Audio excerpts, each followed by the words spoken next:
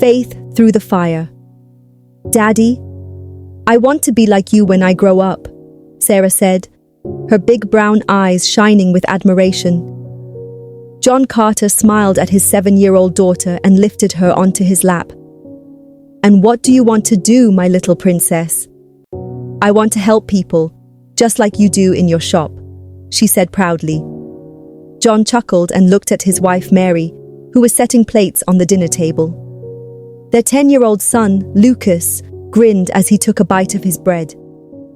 Our shop is small, sweetheart, John said. But it's enough to take care of us and help others. One day, maybe we'll make it bigger. Mary placed a hand on John's shoulder. As long as we have each other, we have everything. John nodded. Life was simple, but it was good. They had a home, a business, and most importantly, they had love. That night, John woke up to a strong smell of smoke. His heart pounded as he jumped out of bed and ran to the window. His stomach dropped. His shop was on fire.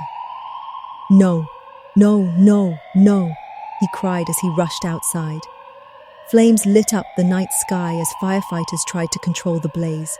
Mary ran out behind him, clutching Sarah, while Lucas stood frozen at the door. John could only watch in horror as his shop, the business he had built with his own hands, burned to the ground. The next morning he sat on the porch, his face buried in his hands. Mary came and sat beside him holding an envelope. "It's an eviction notice," she whispered. "Without the shop, we can't pay the mortgage." John felt his whole world crumble. He looked at Lucas and Sarah, who stood silently, waiting for him to say something. "Daddy, what's going to happen to us?" Sarah asked in a small voice. John swallowed the lump in his throat and forced a smile. "We still have each other, and we still have God." The family moved into a small, run-down shelter.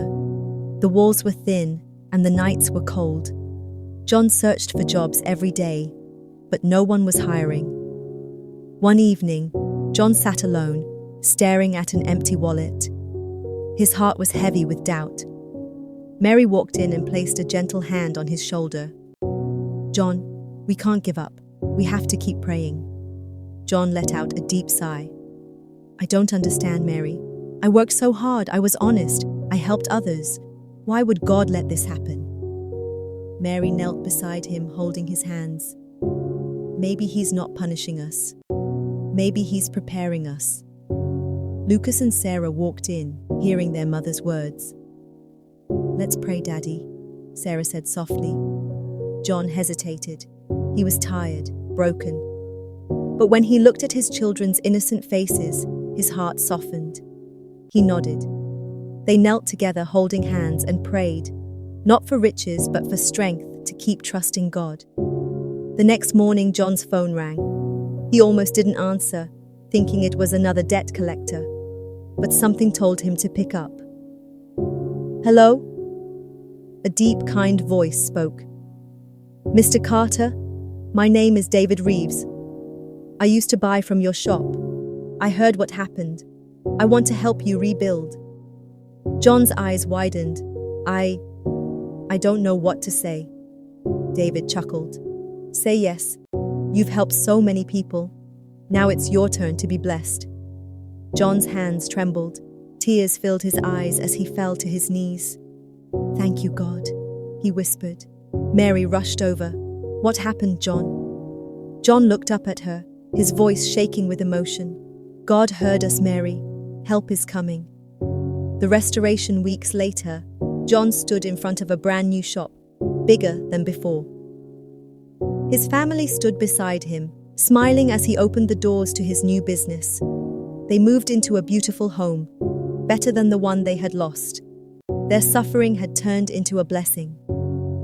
One evening, as they sat around the dinner table, Lucas grinned. "Dad, we have more than we ever had before." Mary smiled.